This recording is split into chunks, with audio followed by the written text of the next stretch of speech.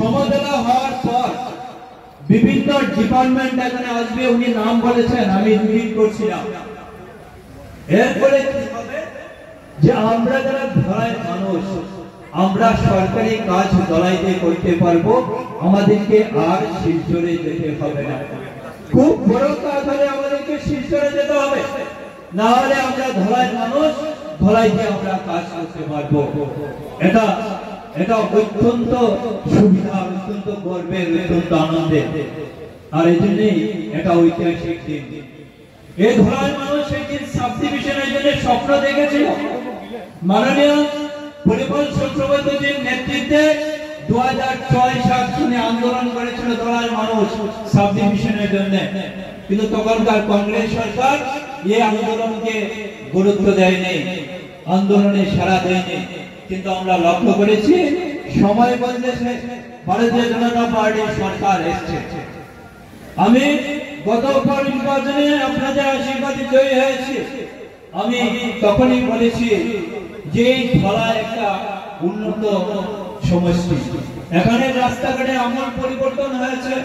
আর এই আমূল পরিবর্তনে হয়েছে মাননীয় মুখ্যমন্ত্রী এবং মাননীয় পরিমল চক্রবর্তী মহাশয়ের হাত ধরে। আর আমার কাজ হবে এই উন্নয়নের গতিকে আরো ত্বরান্বিত করা।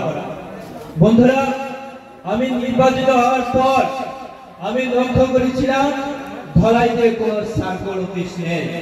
সার্কল অফিসের একান্ত প্রয়োজন আমি উপলব্ধি করতে পেরেছিলাম। আর এই উপলব্ধি করে আমি মাননীয় মন্ত্রী কৌশিক রায় মহাশয়কে সঙ্গে নিয়ে আমি মাননীয় মুখ্যমন্ত্রীর সঙ্গে দেখা করি এবং মুখ্যমন্ত্রীকে আমি বলি যে ধলাইতে একটা সার্কল অফিসের অত্যন্ত দরকার, আমাকে সার্কল অফিসের ব্যবস্থা করে দেন। মাননীয় মুখ্যমন্ত্রী যখন সমজেলার প্রসঙ্গ উঠালেন, তখন আমি ওনাকে অনুরোধ করলাম আমাকে আমার ধলাইকে সমজেলায় উন্নীত করতে হবে, এটা আপনি করে দিন। আর তখন আমার পাশে বসে থাকা মাননীয় কৌশিক রায় মহাশয় জোরালো ভাবে আমার দাবিকে সাপোর্ট করেছেন।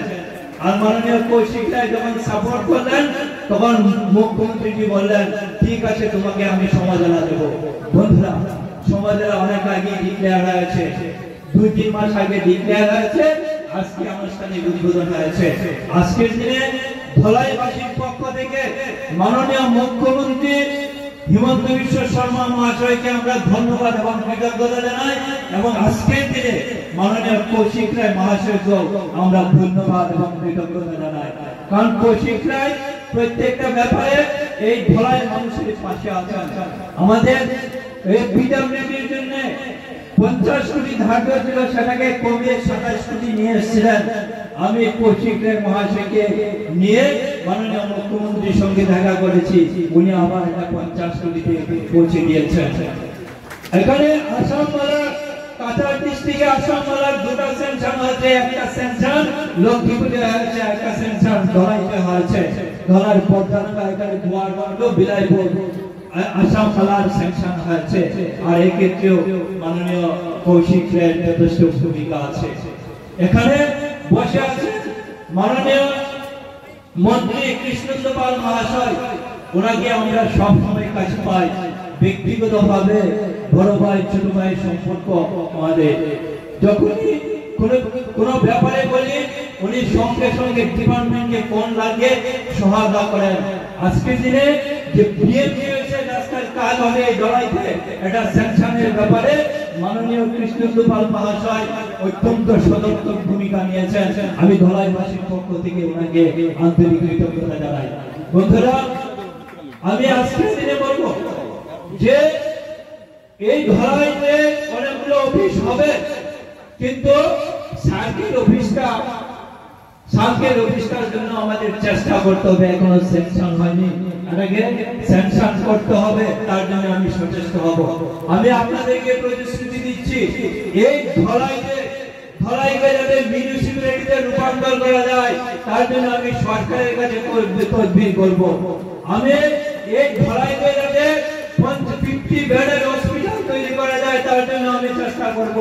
আর আমার একটা স্বপ্ন আছে, এই ধলাই বেকার ছেলেরা যাতে কারিগরি প্রশিক্ষণ পায় তার জন্য আমি ধলাইতে যাতে একটা আইটিআই হয়, ইনস্টিটিউট অফ ইন্ডাস্ট্রিয়াল ইনস্টিটিউট যদি হয় তার জন্য আমি চেষ্টা করবো। মাননীয় মুখ্যমন্ত্রীর দ্বারস্থ হব। এখানে মাননীয় মন্ত্রী বসে আছেন, ওনারও সাহায্য নেব, সহযোগিতা নেব।